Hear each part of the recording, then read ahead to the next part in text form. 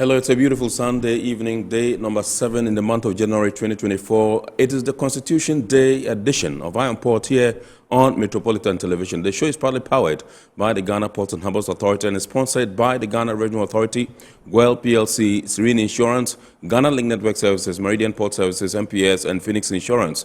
The show is proudly powered, like I said, by the Ghana Ports and Harbours Authority.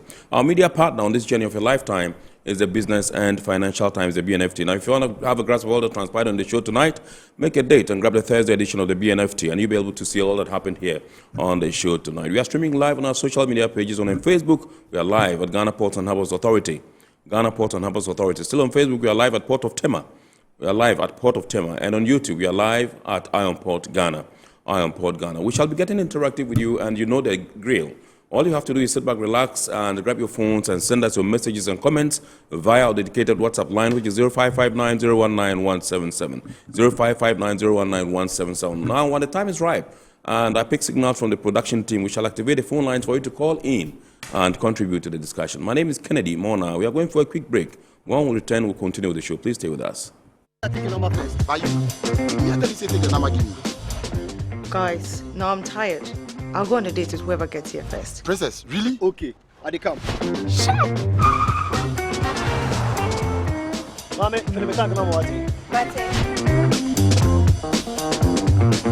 boss, fill my tank with Super XP Raw 95. Fill up with Super XP Raw 95 and Diesel XP high performance products from Goyle.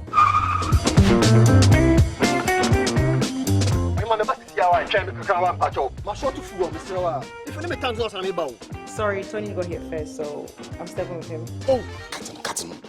Hey, go for mommy. Choose Super XP Raw 95 and Diesel XP for an energizing driving experience. Always go for Goyle Super XP Raw 95. Goyle, good energy. Electricity, then pay your taxes. Yeah. Our taxes, our future. Because you see, without our taxes, we wouldn't have good roads, good schools, better hospitals, street lights, and other very important social amenities. When we pay our taxes, we give our children free and quality education. Talga, my money too small. Why should I pay my tax? Look, small. Salifo, it doesn't matter how small or big your business or income is, you still have to pay your taxes. The little taxes from each and every one of us, when put together, could give your community clean water or that deprived school with tables and chairs. Please pay your taxes. It is your responsibility. It is your civic duty. It is the law. Impressive factory. If only I had listened to you, I wouldn't have been in this mess. That devastating fire virtually wiped out the whole factory and my warehouse. Remember my misfortunes last year? Serene Insurance Asset All Risk Fire policy that I took were there to pay for my damaged stocks in the warehouse. And my machines that were affected by the floods have been replaced. My accident vehicle is back on the road thanks to Serene Insurance motor policy. Currently, my goods are on the high seas covered with their marine cargo insurance policy. I was just telling Ajima about Serene Insurance. Oh, Ajima, tell him more. As a road contractor, I make sure I do my contractors all risk insurance for the projects and then workers' compensation for all the workers on site. With Serene Insurance, they will make sure they will cover your unknown tomorrow today. Serene Insurance, a new face of insurance. Call us now.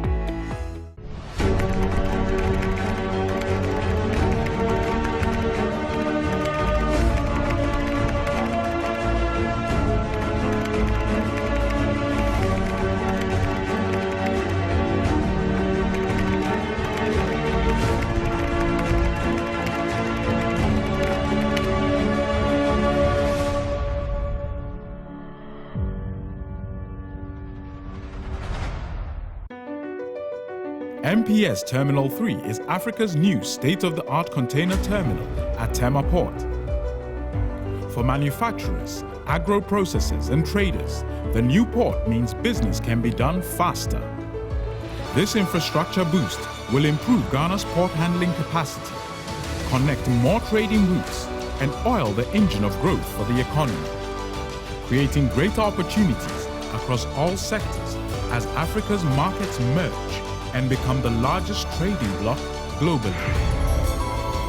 MPS, we connect, you thrive.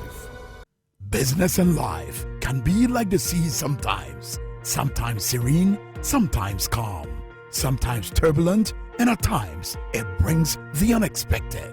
However it is like, trust Phoenix Insurance for your home, car, business, and marine insurance needs. Call 0302 246 319 or 0243 690 492. At Phoenix, you experience a delightful service delivered with wisdom.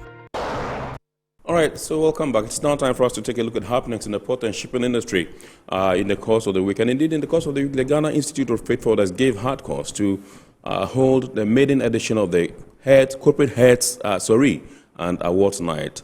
The Ghana Regional Authority also says it has exceeded its 2023 revenue targets, plus the fact that the port of Tema and Takoradi also have beefed up security by recruiting and training some security personnel. Let's take a look at these stories and more.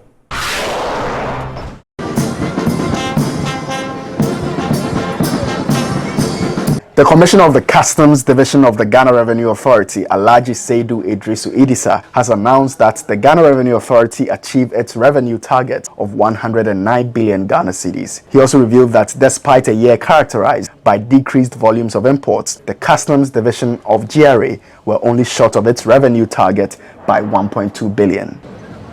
We all know this year, for those of us in international trade, this year was a very challenging year. We had all the targeted volumes of trade were not met. The volumes of goods that came to Tema was less than what was expected. But I'm so happy even you have given some awards to those in charge of enforcement. Because of the enforcement measures we did, we were able to get in Tema here 24.4 billion out of that. And generally speaking, GRA was able to achieve the national target of 109 billion.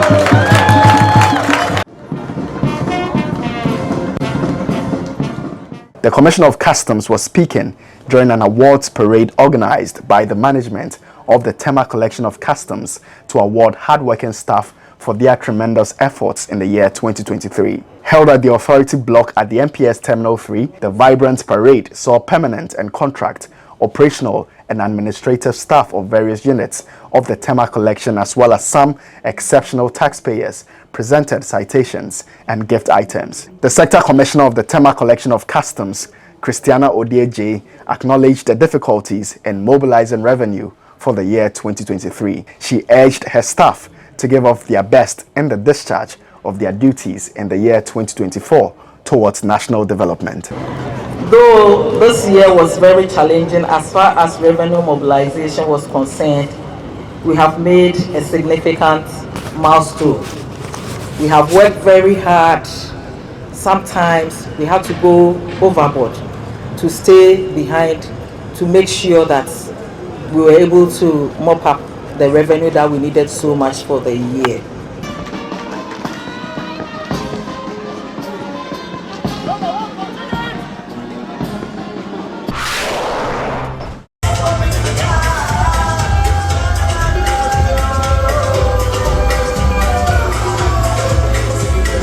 The Tema branch of the Ghana Institute of Freight Forwarders, GIFF, has held its maiden corporate head Soiree and awards night in Tema to reward some individuals and organizations for their immense contribution to the port and shipping industry. Some of the awardees include the General Manager of Marketing and Corporate Affairs at GPHA, Esther Jibidonko, who won the Outstanding Corporate Support Award. Icon of the Year female category went to Christiana Odieje. The Tema Sector Commander of Customs, Emmanuel Gilbert Ohene, won the Icon of the Year male category. Special Industry Recognition Awards also went to Amna Sawa Opokufosu, the Marketing and Public Affairs Manager at the Port of Tema, as well as Rosemary Pakarado and Esther Amekuji of the Customs Division of GRA. Industry Professional of the Year went to Dr. Desmond Bugbila, and Supply Chain and Logistics Reform Award went to William Abraham Texan. Technology Partner of the Year award went to Ghana Link Network Services. Safety Excellence Award went to Meridian Port Services. The Government Relations Achievement Award went to GRA Tema Collection. Optimal Cargo Release Efficiency Award was grabbed by Maersk Ghana Limited.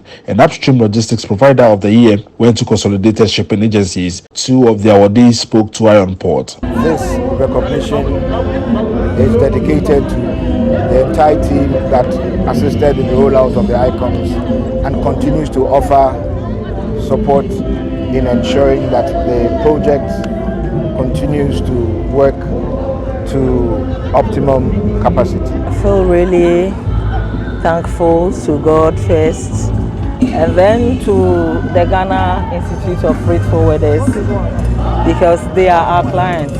We work together. When they are in business, Customs and GRA is also in business. So we've worked very closely throughout the year. So I believe that they know what both of us have achieved. And I dedicate the award I was given not only to GRA, but to the Ghana Institute of Freight Forwarders and to all the stakeholders. Johnny Mante is the chairman of the Tema branch of GIFF. We have discovered that most of our guys are bending back and over, doing extremely well.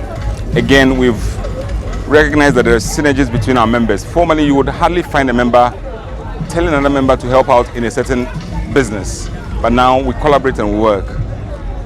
We've also recognized that most of our members are doing serious business, going around the world to bring business into town. This award is just a testament of what members have already been doing over the years and do not get any recognition for it.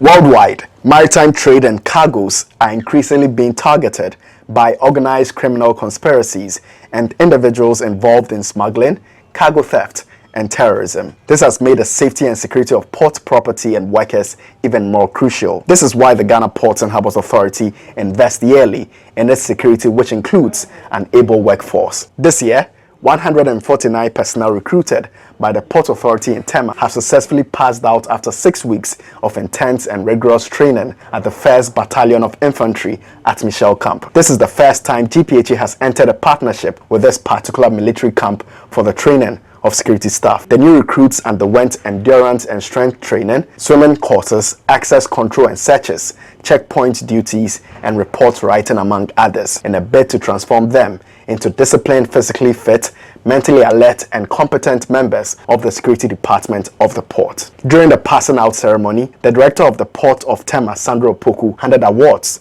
to outstanding performers among the new recruits. She indicated that so far as maritime threats exist, security will remain an essential part of port operations.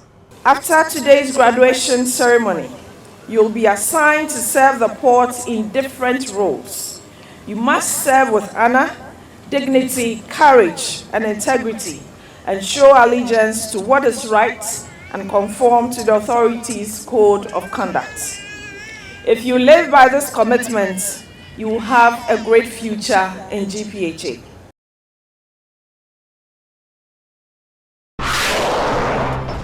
Similarly, in Takoradi, 115 security personnel recruited by the Port Authority have graduated 6 weeks of intense training at the Western Naval Command. The recruits undertook voice procedure, drills, port security, map reading, swimming, unarmed combat, leadership, first aid, firefighting tactics, rules of engagement, guard duties, weapon training, intelligence gathering, and physical fitness. This makes it the third batch of port security personnel to be trained at the naval base in Sekondi. The director of Port Takoradi, Peter Mobediakon, had this to say about the successful training of recruits during the pass-out ceremony. My dear recruits, the purpose and relevance of your training that you have undergone here cannot be overemphasized. We brought you here to be trained to give you a taste of the standard military ways of comporting, carrying yourself well with confidence and integrity in the performance of your role as a port security staff. Flag Officer commanding at the Western Naval Command, Commodore Emmanuel Ayensu Kwafo, expressed his outfit's pleasure to help train personnel towards securing the premier port of Ghana. The collaboration is evidence of the nature of the maritime environment, which requires interagency cooperation. The maritime environment is such that many state agencies have various competencies which we must all put together in the interest of the nation.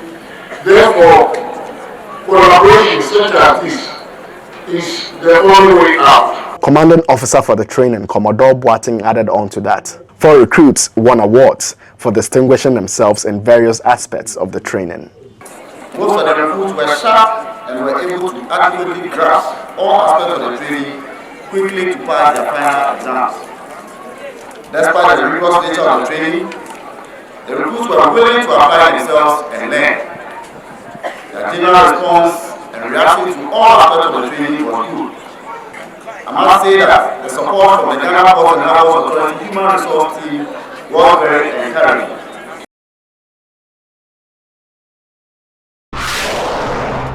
All right, so those were happenings in the port and shipping industry in the course of the week. It's now time for the word of phrase of the day. And remember, the word of phrase of the day has been fashioned to bring you up to speed with the terminologies and jargons we use in the shipping industry. Today's word is deconsolidation point. Deconsolidation point.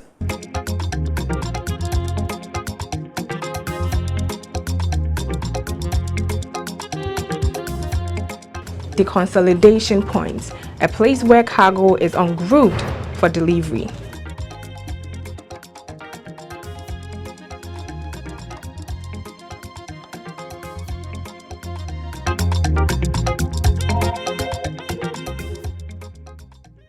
All right, so welcome back. We are now zooming into our discussion proper tonight, and tonight we're taking a look at 2023 in retrospect, some of the major things that happened in 2023 by way of policy, by way of government strategies and all that, and how that impacted trade, across West Africa and in Ghana, and how the prospects for 2024 looks like. How does it stand? What are some of the things that we should be expecting as far as 2024 is concerned in terms of trade and all that? And so tonight, that's what we're doing. With us in the studios to do this is Mr.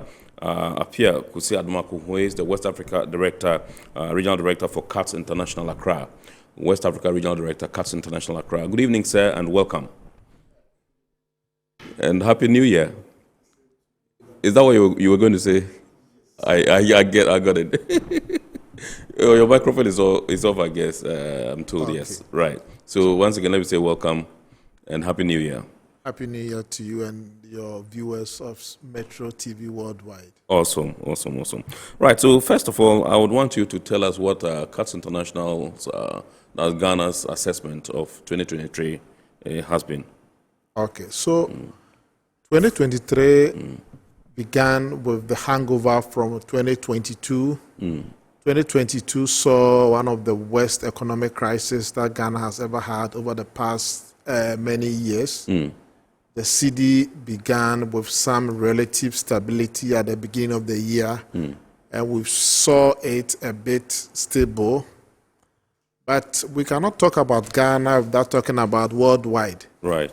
The US dollar continued to gain weight, and then we also saw the rising inflation in the Eurozone and also in the US. And whenever these two major economies suffer, whenever they cough, we also catch the cold. Absolutely. And so we saw rising prices of goods and services. Our CPI, even in Ghana, we've seen how the inflation rate has been going up. Of course, last year, we've seen some relative stability on that. Right. And also the geopolitical tension, the war in Ukraine and Russia has also been impacting upon goods and services. And currently, the war between the Israelis and the Palestinians, the Hamas war, is also kind of affecting us. But I'm very hopeful that things will be better. But if we also want us to zoom into Ghana, as when the minister presented the 2024 budget, the overall GDP growth was 1.5, which is still not the best as for a developing country. End of year inflation was also pegged as 31.3%. This means that no bank in Ghana can lend below 31.3%.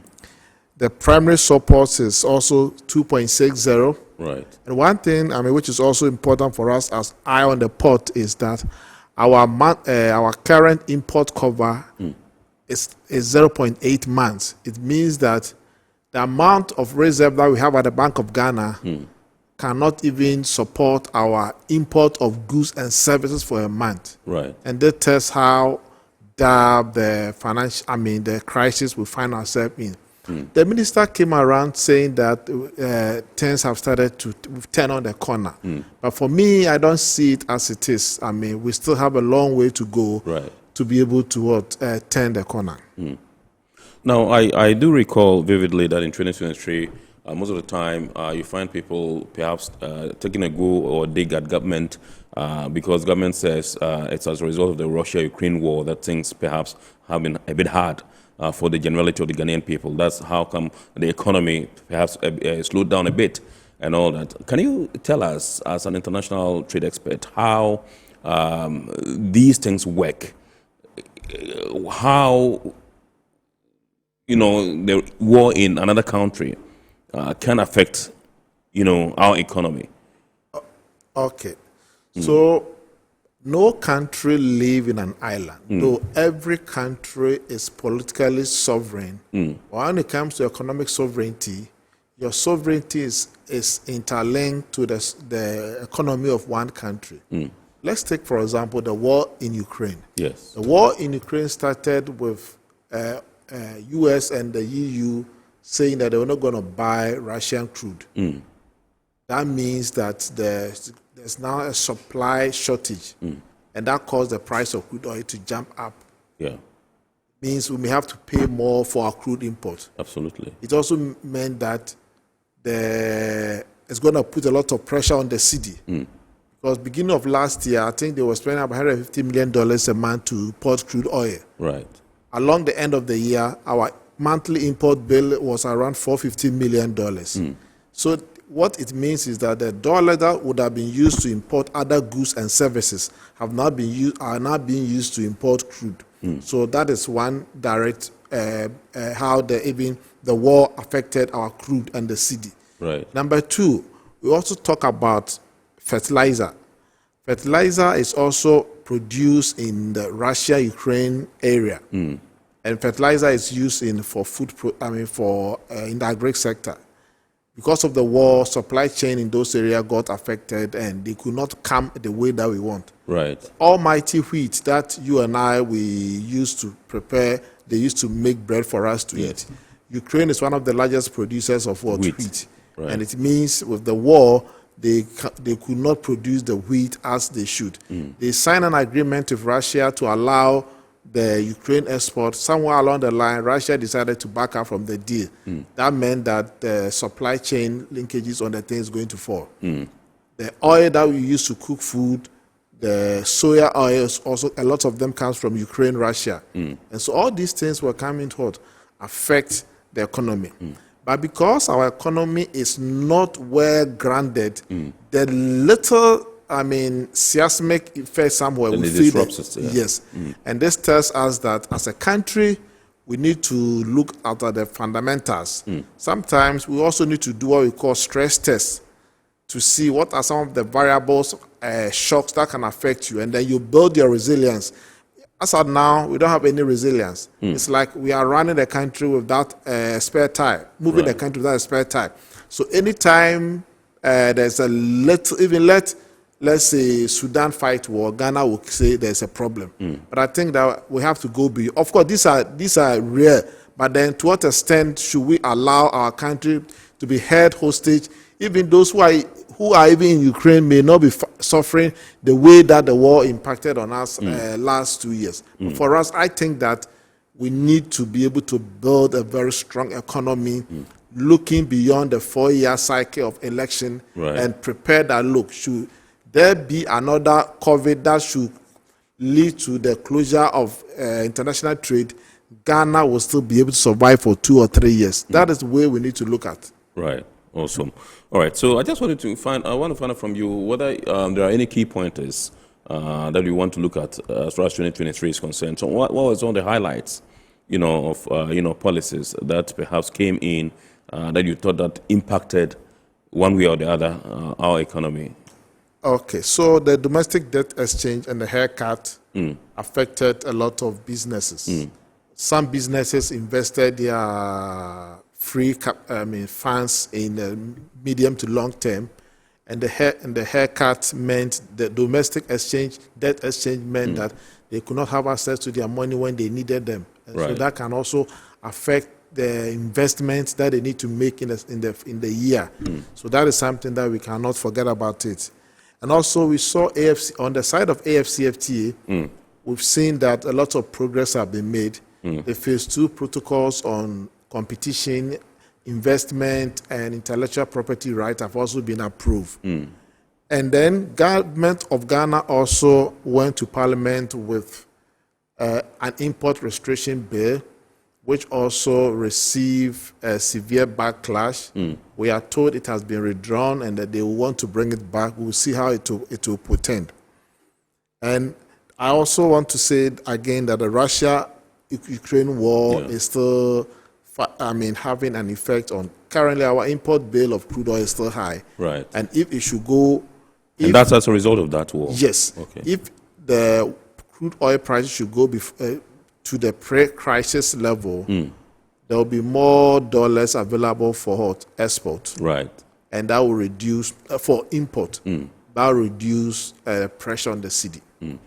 So that means that there was some element of substance in what government said, that it was as a result of the war in Ukraine and Russia, that some of these things happened. Yes, but to the extent that it is true, it is a general fact. The war in Ukraine has affected a lot of things, but the extent that it has on the economy depends on how you manage your economy. That is one thing. So we can blame the war in Ukraine, but its effect and the extent, that one, how we manage our finances will determine the debt at which we will sink. And also, we can also say that last year saw businesses got a lot of relief from the apocalyptic event that happened in 2022. But last 2 years ago, it was getting bad. Prices level was just moving like what?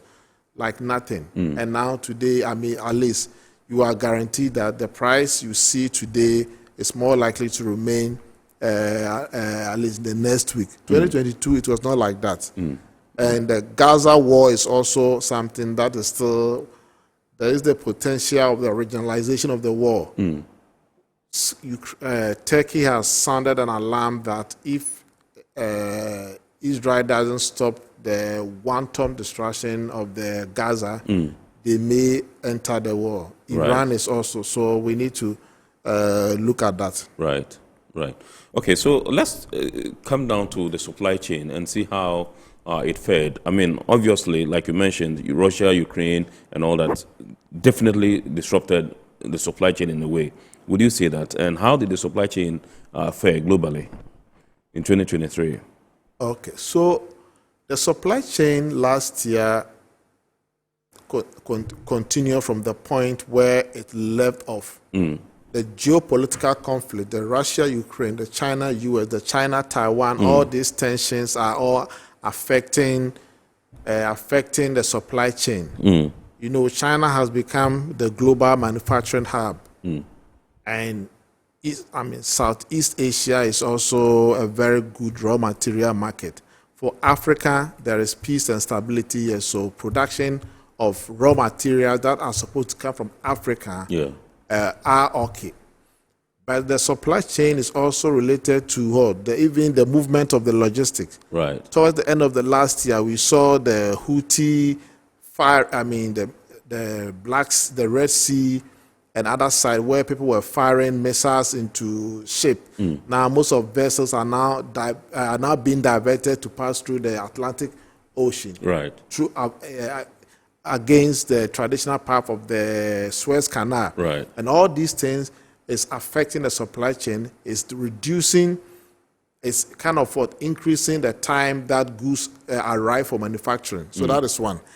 Then the inflationary pressures is still affecting the cost of goods have gone up, and that also, for example, if let's say a 40-feet container was $5,000 of material, now you need to pay more to get because of the inflationary pressure. Then we will say that all this thing is leading to some form of a recessionary environment. Most economies in Ghana or in Europe, well, what's recession? Okay, maybe. Recession is the period of 3 quarterly GDP growth when it goes down for 3 consecutive months. That is what we define as a recession. And we've seen in Europe and America where these figures are dipping downwards and pointing to what? A recession environment. When there's a recession, like the economic activity kind of slows down, employment goes down. And then we also talk about the issue of climate change. Because of the climate change issue, a lot of restrictions on business as to how much they can produce. Cap on trade, telling, so look, you can't do this. We've seen in Ghana, starting from 1st January, we are paying emission taxes.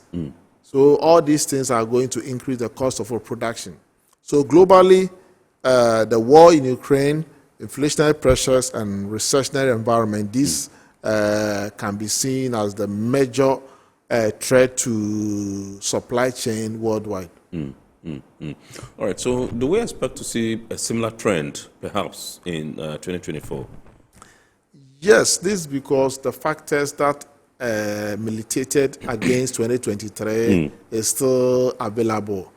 Russia has not decided to withdraw from Ukraine, and Israel just, was it Friday or so, Netanyahu said that the Israeli operation will still continue on throughout the year. I don't know how, and if other countries within the region enter the war, it becomes a regional war. That could, America and UK could also come in. That could be, potential escalation, and that could even be worse than what we are facing now. And so what we need to do is to avoid escalation of the war between Israel and Hamas. Now we've seen how the world has become polarized. Whether you are for America or you are against America. And Russia would find ways and means to support the other side because they've seen that US and Europe are supporting Ukraine to fight against them. And so they will also support any other side. It's like the Cold War scenario. And these things all may portend some challenges for the world economy. And we should embrace ourselves for the difficult days ahead. And Ghana, I don't know, our resilience to be able to overcome these shocks. It just goes beyond praying to God for a better year. Of course, we all pray to God, but we must also put in the right measures to ensure that we are able to survive every tsunami. Now, one thing that came up quite prominently in 2023 was the import restriction bill that was being introduced by government, which met some fierce resistance from some selected stakeholders, culminating in the eventual withdrawal by government. What were your thoughts initially when you heard about the import restriction bill and when government eventually, recoiled and withdrew it? So I was not surprised about it. One thing I've seen and learned in this country is that we do things on a knee-jerk reaction. Knee-jerk, like firefighting. Of course, as a country, we cannot import everything, and we should not import everything. There must be a line of demarcation between what we should import and what we should produce. So, but government, one of the mistakes that's about this particular bill, even let's take away the substance of the restriction. We'll come to it. The whole idea of bringing a policy, an ally that's supposed to take immediate effect after its passage was very wrong. Because there are some businesses who have invested let's say they say they are going to ban some particular product. I may have invested in a cold chain warehouses, taking a loan with over 5 years to be able to pay this. So anytime you want to come up with such a policy, you need to scan the environment, right, and look at what will be the potential challenges for businesses who are importing those products. That is number one. Number two, this particular restriction, we didn't see earlier on. The finance minister had come to Parliament to read the budget. Right. We didn't see the Minister of Finance talking about it and see how government is going to support local industries to be able to overcome this, to be able to scale up production. We didn't see even the Agri Ministry talking about all these things. So I think that the policy in itself was good, but its implementation it was wrong. And I'm happy that they have taken it back, and I know that it will still go back to Parliament. It will become an issue of numbers, and I bet you this will get passed because our Parliament, is a duopoly. It's a binary, yes or no. But so far as the yes exceeds the no, the bill will still get passed. So let's talk about that. Could it not be that they had worked the details out and the fine details out, and we're just waiting for the general acceptance by the trading community or the stakeholders involved, so that they could now perhaps show them that, okay, this is the roadmap for a smooth implementation of this particular policy? I don't believe that they have done any extensive study. I'm also part of the trade industry, trade economy, right, where we follow all that are happening in the industry. And even the best practice is that you come and say that from 2020, let's say 2027, government of Ghana will place a ban on importation of some commodities. So these are measures that we are going to do. We have identified X number of companies that are already doing this product in small scale. We are going to invest in them. We are going to give them soft loans. We are going to help them to retool. We are also invited foreign companies to come and set up those companies here so that they will be able to produce for the local market and even export to other markets. Once you start with this medium to long-term measures, a time will come that even the market will even correct itself. You see, most of these things, if the market solutions, I say, are always the best one. If the local manufacturers are able to produce at quality and also produce in quantity at good prices, nobody would worry to import those products from Europe or America. For example, now people are no longer importing tires into the country because the local companies are doing well. Now you don't need to go and buy dollars to import tires into the country. So the market is correcting some of these things. So let's start with the market approach, whereby we invest in some companies, give them target.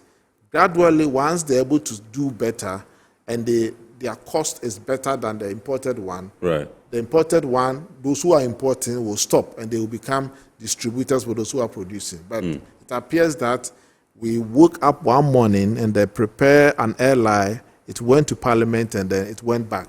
You know, this is not the first time we've seen this import restriction. In 2016, there was also another import restriction bill on cement.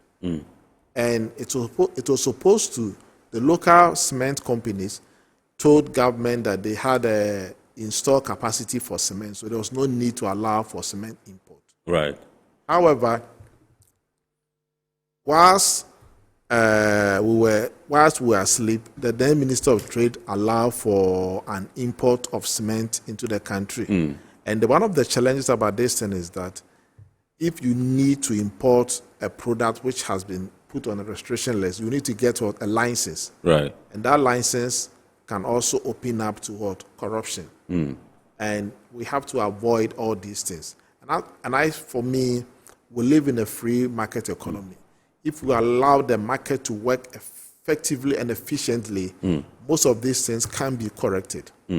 So the import restriction bill, there were some cogent arguments advanced by government for which reason they were going to introduce that. Now, some concerns were that there was a committee, and no, they said the minister it was going to be at the behest of the minister, whose discretion would be used in the as it were award of some of these quotas, if I may use that word.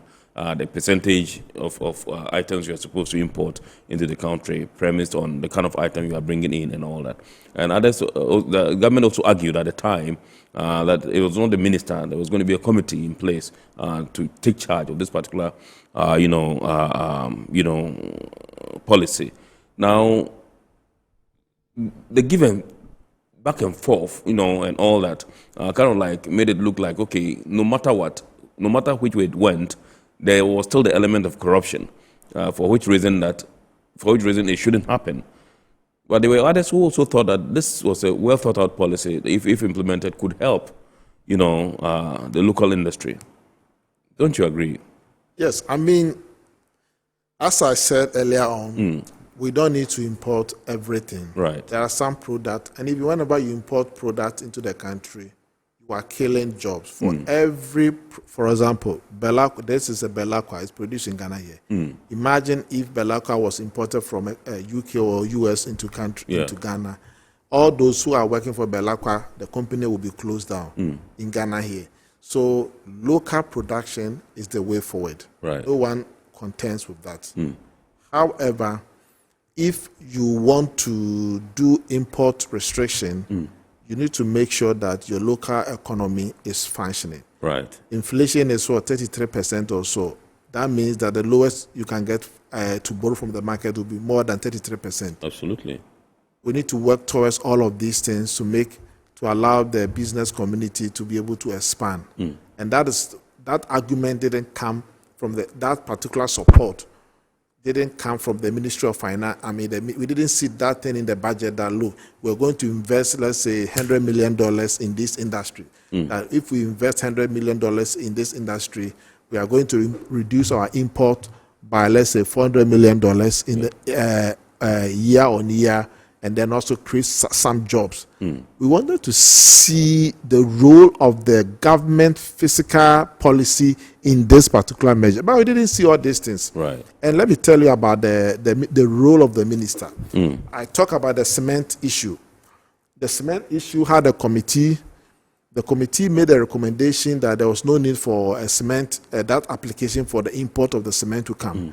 But the Minister of Trade that time I gave the license authorization for those quantities to be imported into the country. Right. This is a classical case study, and if we don't take care, we may be revisiting the issue. And whatever amount of money that an importer pays unofficially to acquire a license will be put on the cost of the product.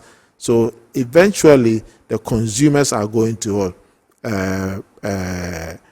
pay for the cost of those things. Yes. But Kennedy, I'm not saying that I'm against the import restriction. Let us do it well in a way that it will help the economy, that it will also help businesses and consumers. There are lots of things that were in the list that I agree that we don't need to import them. Yes. Like these offers, what they call the towels, those offers. Yes. Those products. Why? Pork feet and those kind of things. Now we are doing well with our poultry, with our piggery industry. But we also need to do a study to look at the total quantity that we demand in the country and the total quantity that we are able to produce, and then gradually work in a way.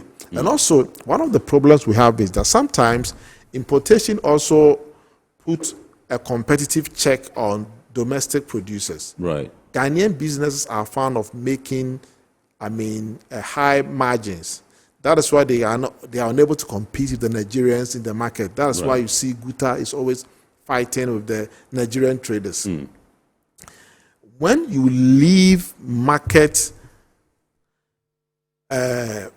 And when you leave the market, producers or and you prevent importation, those who are already in the market, they are more likely to talk among themselves and increase prices. Let me give this example. In the bedding industry, the mattress that you and I will sleep on at home, it used to be manufactured by two companies, Latest Foam and Ash Foam.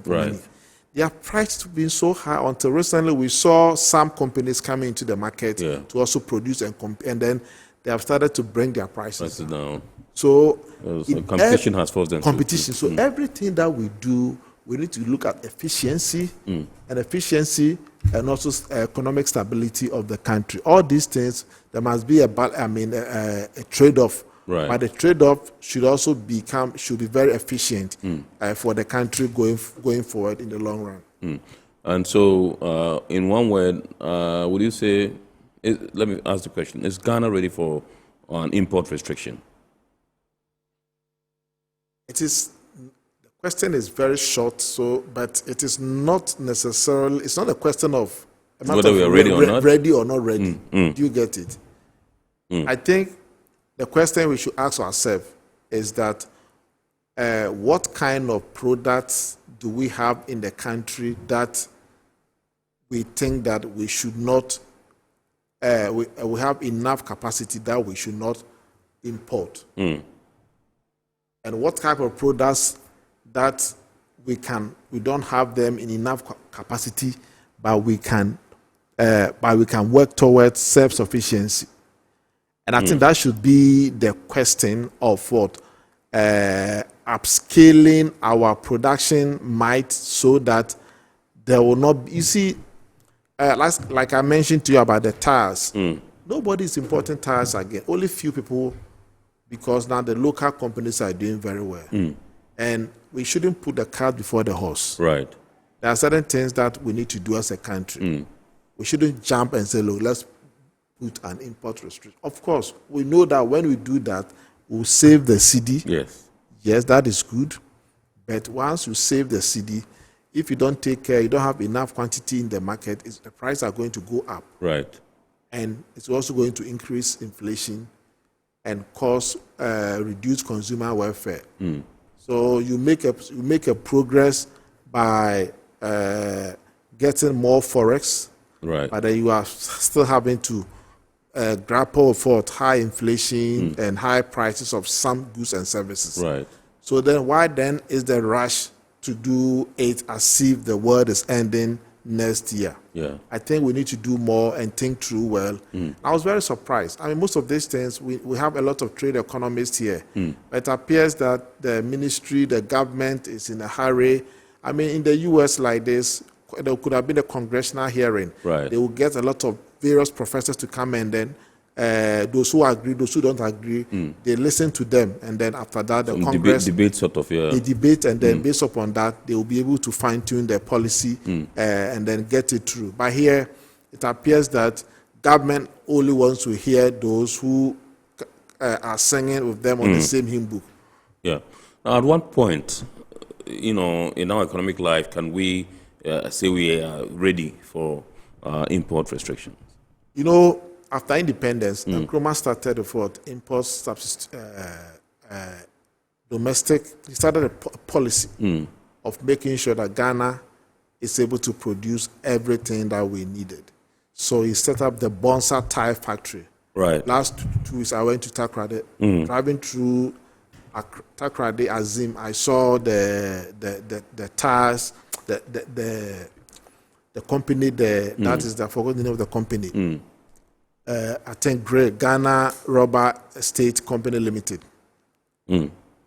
So Nkrumah wanted these companies that he set up after independence to be able to produce things that we will use in the country. The Bonsa tire factory, the Abosso glass factory, everything that we needed. So if those companies, if it wasn't the city sales coup and the economic challenges that came before the city sales coup, if those things were not present, I'm sure that Ghana would not have imported tires. And Nkrumah saw the import substitution strategy.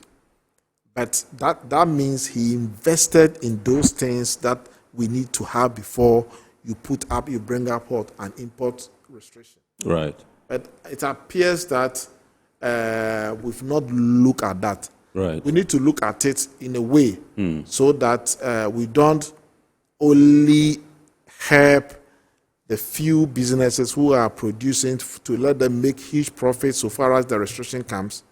But you must also think about the totality of the Ghanaian consumers, because if you don't have enough of these products in the economy and you start to put restriction on them, you are going to cause consumers to pay more for those goods and services. Right, okay. Sure. This is our report here on Metropolitan Television, and tonight we're taking a look at 2023 in retrospect and the prospects for 2024 and what the way forward should be for us as far as the trade arena is concerned. With us in the studios is Mr. Pierre Kusi Admako, who is Director, West Africa Region, that's CAS International Ghana. And we are having a discussion with him. We are going for a quick break. When we return, we'll continue with the show. Please do stay with us. Guys, no, I'm tired. I'll go on a date with whoever gets here first. Princess, really? Okay, I come. Shut up!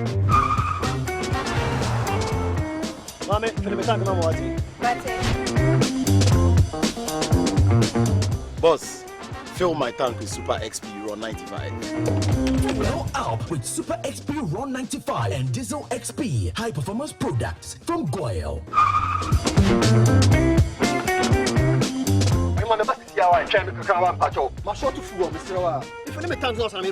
Sorry, Tony got here first, so I'm stepping with him. Oh, cut him. Hey, go for mommy. Choose Super XP Ron 95 and Diesel XP for an energizing driving experience. Always go for Goyle Super XP Ron 95. Goyle, good energy.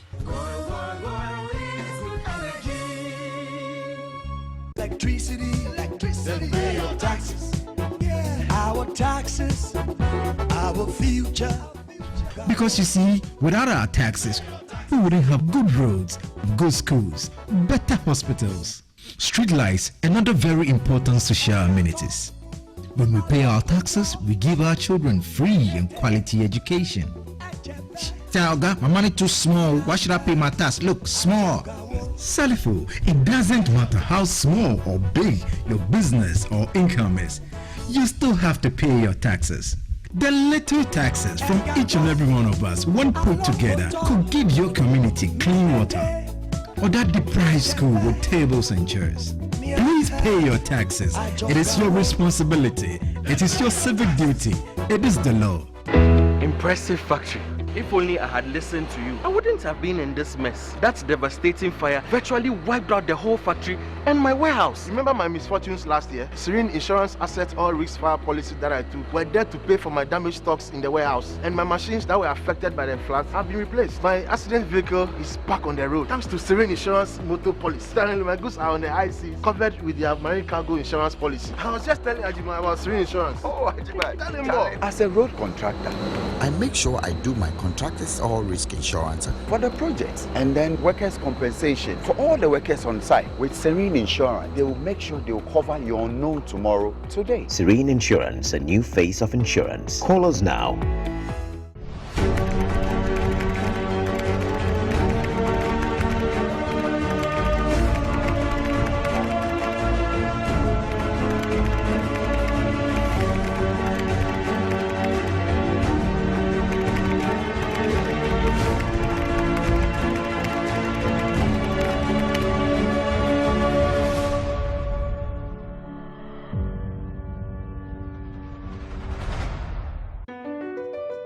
MPS Terminal 3 is Africa's new state-of-the-art container terminal at Tema Port.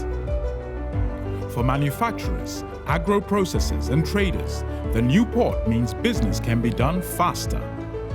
This infrastructure boost will improve Ghana's port handling capacity, connect more trading routes, and oil the engine of growth for the economy, creating greater opportunities across all sectors as Africa's markets merge and become the largest trading bloc globally.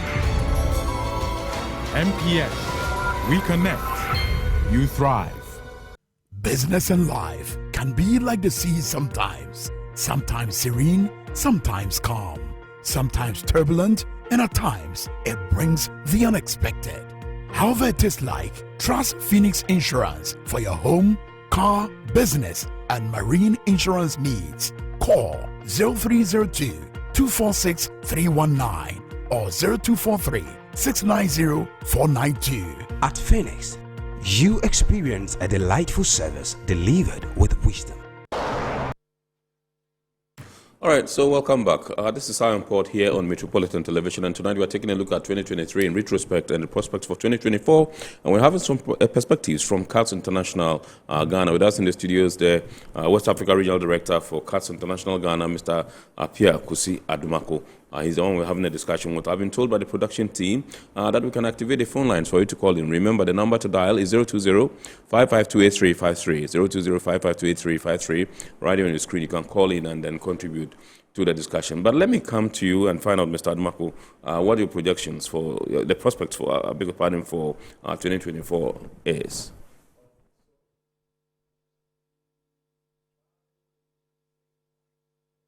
Your microphone. Great. Barring any uncertainties, yes. Because in 2019, at the end of the year, we're very hopeful that 2020 will be good. And suddenly, COVID came and then it turned everything upside down. Right. But we are very hopeful for 2024. The U.S. Federal Reserve, the Fed, is more likely to cut interest rate.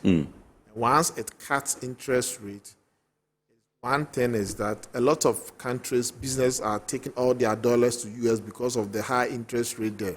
Right. Once U.S. cuts the interest, U.S. will no longer be a preferred destination for investment. So most of these people who have got dollars would rather want to come to emerging economies like Ghana. Right.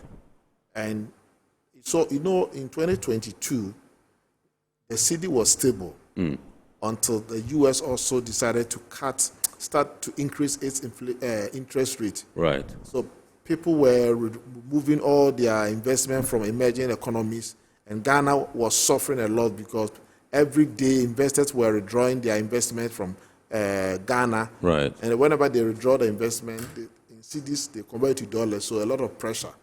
This year, we expect the government to reduce the inflation. So most like interest rate. Yes. What most likely is that we are going to have a lot of dollars will start coming in into emerging economies, and Ghana could benefit. And that could also lead to the relative stability or strengthening of the cedi against the dollar. That is one. And we also expect some relative stability of the cedi. On Monday, tomorrow, Ghana is meeting its external creditors for external debt exchange. Yes. We hope that there will be a very good deal. Once they are able to agree on a good deal for us, we will end up getting the $600 million. But the president said that we hope to get $1.6 million by end of May or so. That is one. Right. Okay, that is one. So you come with the second one. But let's go into the phone lines and welcome Ken, who's calling us from Accra. Good evening, sir. Yeah, good evening. How are you, sir? Right. King, yes. Thank Great. you for organizing this program for us. God bless you all. Right. And your teams. Thank you. This evening I've been following, just now that I start following some few minutes ago. But what I hear from your guests, is very impressive. And some of them are good, some of them too are very touching. Ghana, we are having some problems in Ghana that always have been saying as youth in Ghana. We are having a lot of problems. Number one, you mentioned about cement or production companies in Ghana.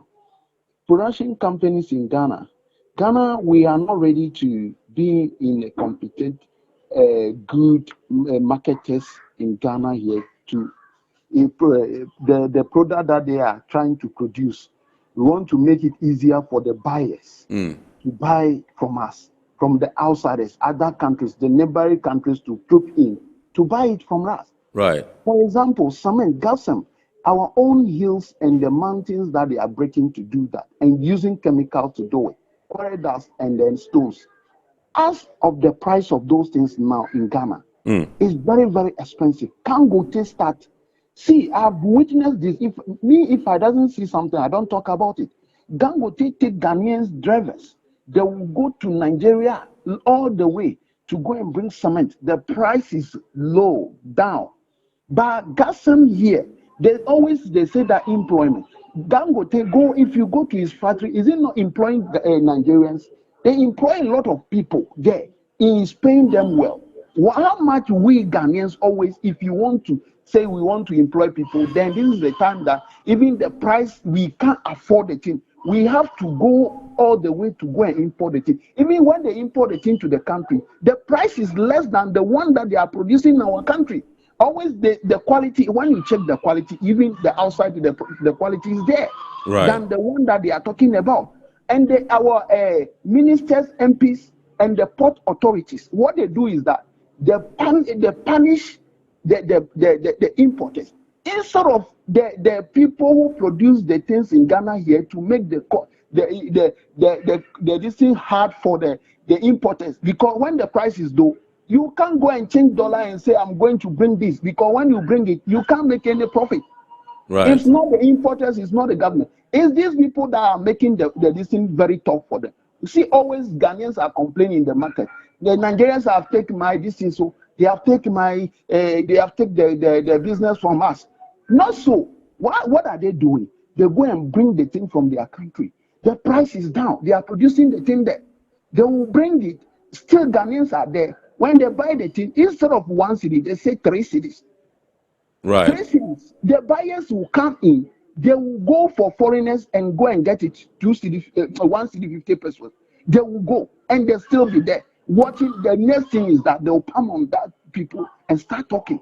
And the big men are here. Some of the things they have to check it. And pure water, common pure water that they are producing in Ghana here, how much it is? When you go to other countries, common Togo, just Togo here. If you go to Accra, you will see how much are they selling cement back in Togo just here. Even Point well iron made. rod. Now iron rod that they say 16 mm. It's not up to 16 mm. It's 14 point something. But the price, you can't buy it. Whereby when you go to Togo now and go to buy those things, the price is affordable. People are trying to build it, but Ghana here always. How this, even people are going to import these things and come, you will see that there is a difference. Only the port, Ghana Harbour authorities that will punish the person, that will pay more duty, that the person will come in, he can't sell the thing. What are we doing in this country? No matter what they do, if this thing doesn't, the citizen in Ghana who have the money, who bring the foreigners, our big men, doesn't change their attitude for punishing the citizen, highing the price that is supposed not to be high. They can't get it easy. Thank you very much, King. Thank you very much indeed. We are deeply grateful to you for a call. Very cogent argument there. We believe the powers that be are listening, and then we'll make amends. Thank you so much. You can also call. The number to dial is right here on your screen, 020-552-8353. You can call in and then contribute to the discussion. Mr. Adamako, you were about giving us your second point when the call came through. Okay. This year is also an election year for Ghana. Yes. And election years, we see how a lot of spending, because incumbents want to win election at all costs. Yes. And we've seen it in 2000, 2004, 8, 12 as 16, well, 16. Yeah. And if we don't take care, we may have a lot of fiscal slippages. And that could also be a problem for us. And we know we have this law in our statutes book, the Fiscal Responsibility Act. That limits the government as to how Spending, much they can spend. Yes. And during the COVID time, the Ministry of Finance went to Parliament to seek for suspension of that act. Yes. And we hope that we are able to keep within our fiscal space so that we don't bring untold hardship to Ghanaians after the election. Yeah. And election comes with lots of campaign promises. And 2016 election was a promises galore. And now we've seen it coming. I think politicians must campaign devoid of promises that would wreck the foundations of the economy. We like to give free things, and the free things that we give, we deprive other sectors of funds that they need to grow. Developing countries like Ghana can't afford to be doing things for free. Right. At least let people pay for things that they can afford, and only give things that they can't afford. Yes. The war in Ukraine and the Middle East war is also likely to escalate. Middle East war likely to escalate. Let's hold it there. Can we continue from there? Yes. But we have Ishmael who's calling us all the way from Takoradi. Good evening, sir. Okay. Good evening, boss. Yes, sir. Please shoot. I want to comment about what you are discussing. Thank you. We are grateful, sir. Thank you. We are here in Ghana, and we always talk about foreigners who come and sell things at Ghana here. The foreigners' things are cheap, other than we Ghanaians here. Right now, you can't buy even one bag of cement. Once Dangote is too low, that thing is too high. But the content are the same. I don't understand the reason why we citizens are suffering from our own country, whilst foreigners are living better than us. Right. Please, if they can do something about that so that we citizens can feel better in our own country. Right now, we can't travel from Ghana to different countries. Here is our hometown. We live here and die here. So if our leaders can help us so that we too can help other people. Thank you. Right. Thank you very much, Ishmael, calling us all the way from Takwa. We're grateful to you for your call. You can also call, and the number to dial is 020-552-8353, right on your screen. You can call and contribute to the discussion. Yes. Okay, so the war in the Ukraine, Yes. the war in Gaza, these things should be something that we should keep our eyes on. And this is the time that, as a country, we need to prepare against the possible odds. But most of the times, we wait till the hazard comes, and then we come and tell Ghanaians that due to this. But I think that we can do better than that. Right. And also, 2024, we've seen a lot of taxes. Ghanaians are going to pay more taxes. Now, if you have, and I'm sure we should know that we are paying VAT on, if you are doing distance learning in Ghana, for example, you pay VAT on the tuition that you are paying to the schools. A lot of taxes. And unfortunately, we'll still pay. Of course, I mean, paying taxes is the best thing that we need to. Because taxes, develop our country, it is a subscription. Tax is a subscription we pay to live in a civilized economy. Right. And so if we are not paying taxes, it means our country will not grow. Right. Yes. But if all your taxes are being paid, that you are paying, are being used to service debt, then that's a problem. Yeah. And so we should look at, we should be moving away from debt servicing toward productivity and the structural transformation of the economy. So 2024 will still see a lot of the taxpayers' money being used to service debt. Yes. And then election again, 2024 elections too, is also going to be increased. I talk about it, increased spending. Absolutely. Yes, and there will be winners and losers. Business will get more money from government. Yeah. At the end of the day, they will create a deficit, and then the following year, 2025, taxes will need to go up to what? Clear all these things. Yeah. And it's sad that we find ourselves in this crisis, this cycle every 4 years. But there's one thing that I want to talk about. One thing that you want to talk about, you talk about it after we've spoken to George from Medina. Okay. Good evening, sir. Good evening. Yes, sir. Please shoot. What the man is sitting, I think, is saying the right thing. But what we need to do in the country is we are being paying taxes over taxes, and we don't see what they are using the money to do. Understand? Right. And every year they are using taxes, we are paying taxes. But the same tax, they will say, oh, they use the tax money to pay this, pay that. This is why that if they mention it, every time they will mention like increase of taxes, we find it difficult to pay it. because we are seeing that they are taking the money from us and we are not seeing what they are using the money to do. After that, they will go and borrow money and say they borrow money, and who are going to pay the money? We are going to pay the money. And also, we are not seeing what they are using those money that they are borrowing to do. Meaning we are just paying money for nothing. How can the country grow if we are going like this? Give everything to the foreigners. When the foreigners come here, they do their business, they take the money from the country. But when you are a Ghanaian, wanted to establish your own business here, you find it difficult. You see? So these things that is going on, when the youth arise, well, when people arise, they don't understand. That is where misunderstanding is happening. Right. This is what is happening in other countries. Our neighbors, this is what is happening. Because people are being paid money and they are not seeing the cost of the money that they are paying.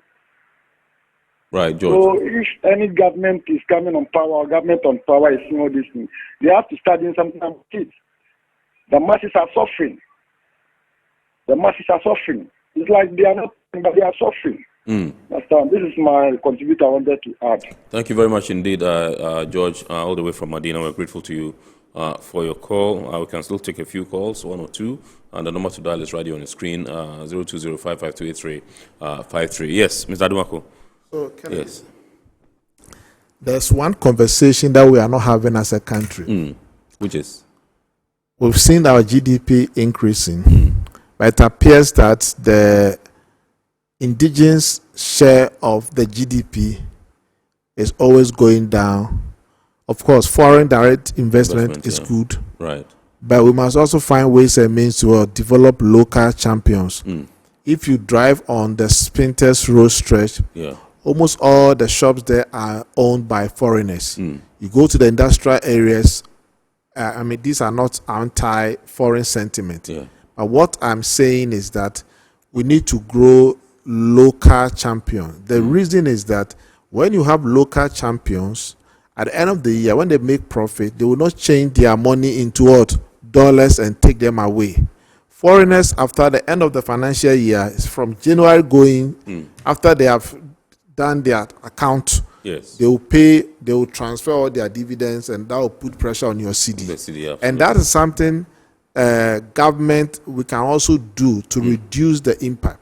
Let's find ways and means to jumpstart Ghanaian businesses, so that they can grow. Unfortunately, the banking sector. Go ahead. Yes, we'll come back, and it's a very good point you're making. Let's go and welcome Kofi, who's calling us from Amasaman. Good evening, sir. Good evening, sir. Good. Please shoot, sir. Yes, sir. Please, we are grateful for the discussion that you are making there. Thank you, sir. Thank you, sir. It's a very good education that you are giving us here. Good evening. Thank you. Hello? Yes, please go ahead, sir. Yes, sir. I'm grateful for the discussion that you are making. God bless you for. Thank you so much. Thank you. Thank you. But my little challenge is our leaders. Our leaders. Yes. They have to give us their best. Because when they are in opposition, things that they will say is different from what they did on coming to power. Because we youth are suffering. And I think that we are the future leaders. So we are pleading to our leaders to do things that it will help us in future. Because those leaders leading us, they are of age. So we are begging them that to leave some legacy for us to build on it. Because now Ghana here is difficult to get a 2 meals in there. It's difficult. No jobs. Even if you are starting small business that at least you can take care of your family, it's difficult for you to start it. And if you start it, the GRA and co, they will discard you and leave the foreigners. I have witnessed on my own eyes that Liberals and co, they are not paying taxes. That they won't harass them. But we in Ghanaians, that we have to develop our own country. If we are doing anything, all the money that we get, it will remain here. Right. At least if you can report, if you can employ 2-3 guys, at least you are reduce the unemployment. But the GRA and they will disturb you every day. I have a friend here, Amasama here. They put somebody on his shop to check his his fish. Then we have Lebanese here, we have foreigners. They are doing business from their own home, selling China doors, other things from their home. They are not paying absolutely nothing. And they are connected with the GRA people. I have my number. I can give you a lot of information. Because I believe you people that if you have that information, you can save Ghana. But the GRA people, if you call them, they will just show your face to people that they will come and worry you. God bless you. God bless you. God bless you too, Kofi. Thank you very much. You called us all the way from Amasama. We're grateful. Yes, Mr. Adumako. So what I was talking about one conversation that we've not had. Yes, and these things are not also even coming from the politicians. When we had opportunity, the continuous fall of the share of the Ghanaians' GDP in the economy. Yes, I mean, I think by now the statistical service should be giving us the data about the share of Ghanaian contribution in the GDP. Because when you have your industrial sector owned by foreigners, right? They manufacture, they sell, they make profit, repatriate their profit, and it put pressure on your CD. We need to prop Ghanaian businesses, like how gradually we've been able to raise Jospon as a giant. Nigeria succeeded in growing Dangote, and so we need to also do that. When we had opportunity to clean the reform the financial sector, yes, succeeded in wiping away the indigenous banks away. Yes. And the foreign banks are the ones who are making all the money. And that is very bad. All the profit that they make are repatriated abroad. The principals, yeah. And that is very bad for a country like this. Meanwhile, Ghanaians are very industrious, but government political policies. Right. Okay, so let's go and welcome from Sunyani, Kwesi. Good evening, sir. Good evening. Good to have you, sir. Thank you for having me. Also. Yes, sir. You're welcome. Thank you my name is Maiden Kwesi. Right. From Sunyani. Absolutely, yes. Let us not blame only the leaders, but we should blame our own selves. First point is that our Ghana having systems that will take care of human interface in any activity that is carried out, whether it be in the private or government. If we have, why are the system not functioning as elsewhere? This is the most important question we all have to ask ourselves. We have the systems, but everybody wants to certify him or herself first. Yeah. So then we abuse the system. If we have the systems and we let the system function the way it's supposed to be, we will not see people hiding behind, acting illegally, doing things to disadvantage the state. Right. Why can't you go to UK, America, and act illegality there? Yeah. The system is working 24/7. But here, weekends, some laws are not working. Yeah. People can jump into traffic and go away because it is weekend. Is that the same way in America, UK, and elsewhere? No. Right. You sitting there, if I can do some work, because I'm not closer to you, you not give me the space. But the system is there. The system has not asked you to do that. So we are our own enemies. Right. So I would advise we should rather strengthen the systems. Let the systems operate the way we want it to be. Right. And limit the human interface. When you go to what you call just going for a passport. Yes. You want somebody to be to lead you and jump the system. The Guru boys, yeah. Right. Thank you very much, Kwesi. We are deeply grateful to you for your call. You've done very well. You called us all the way from Sunyani. We're deeply grateful to you. Unfortunately, that's the last caller. We cannot pick any more calls. You were making a point. If you can land, we'll take one or two messages and then we wrap up because time is not our friend at this juncture. 2024 campaign, we need to look at how government policy. President Mahama has said that 24-hour economy, which is good. And we also need to see how we can support indigenous Ghanaians to be able to expand, take job overseas, and bring forests home. See how South Africans succeeded in bringing businesses here. Yes. Shoprite is wholly owned by South African nationals. All the profit that they make goes back to South Africa. They bring their products from South Africa and come and sell in your market. Ghana, we can use our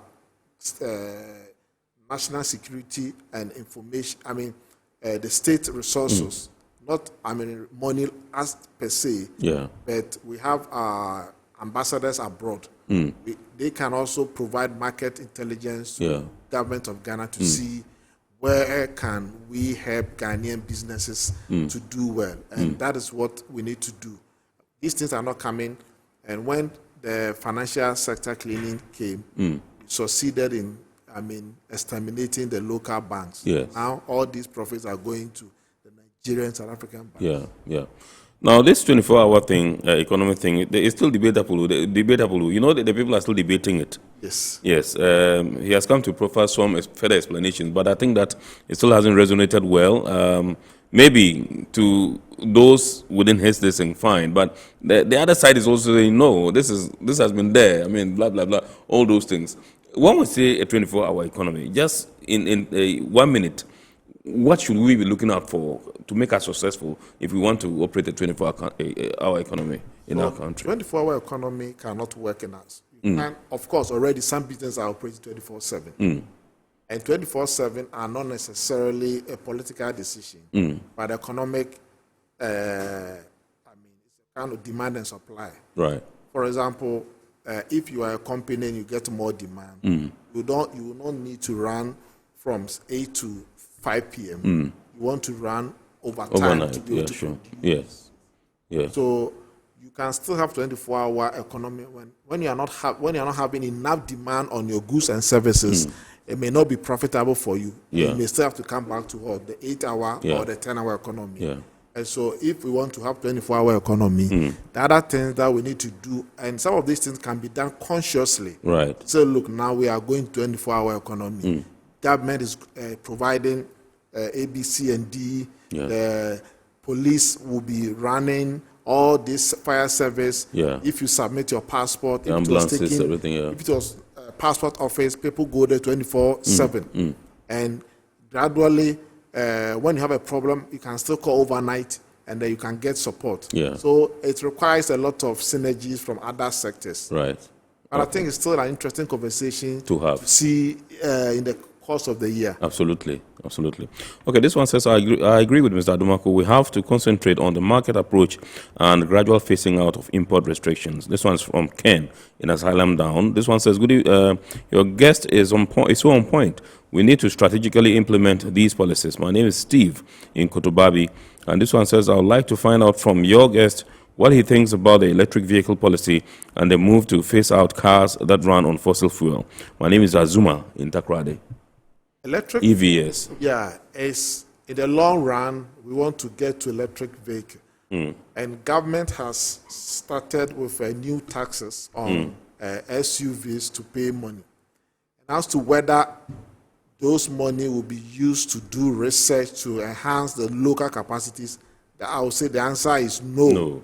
Because in Ghana, we've been collecting a lot of levies. The road fund, when you go there, it's empty. Meanwhile, when you buy gas, there's a 50 pesos per liter. And so this is still going to be another opportunity for government to make money from you and I without necessarily putting them to the required space. I think for the first time, government should be truthful to Ghanaians and let Ghanaians know that, look, this money that we are using, we are going to invest them in research with our academic institutions, so that gradually Ghana can find its place within in the EV industry. We have this product, I mean the lithium. Yes. And all this research that we do can enhance the lithium to the extent that within the supply chain, Ghana can find itself not only producing the raw materials, but coming to produce the final product, whereby we will not need to import lithium batteries into the country, pay insurance and CIF, and also go and get forest. At least if we can invest in our institutions here, we can turn our raw lithium into the final product.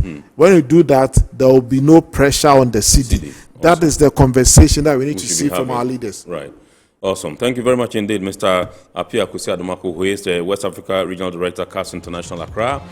Tonight we've been taking a look at 2023 in retrospect and the prospects for 2024, and we've taken some perspectives from CAS International Accra. Indeed, we'd like to say a big thanks to our sponsors, Ghana Revenue Authority, GIFF PLC, Serene Insurance, Ghana Link Network Services, Maiden Port Services, and indeed Phoenix Insurance. Remember, the show is proudly powered by the Ghana Ports and Harbours Authority. God willing, next week we shall bounce back with another wonderful edition of Iron Port here on Metro Television. Indeed, my name is Kennedy Mona. We thank you so much for being a part from the start to the finish, and to all those that called in and sent messages, we are deeply grateful to you. Thank you for being ardent and loyal viewers.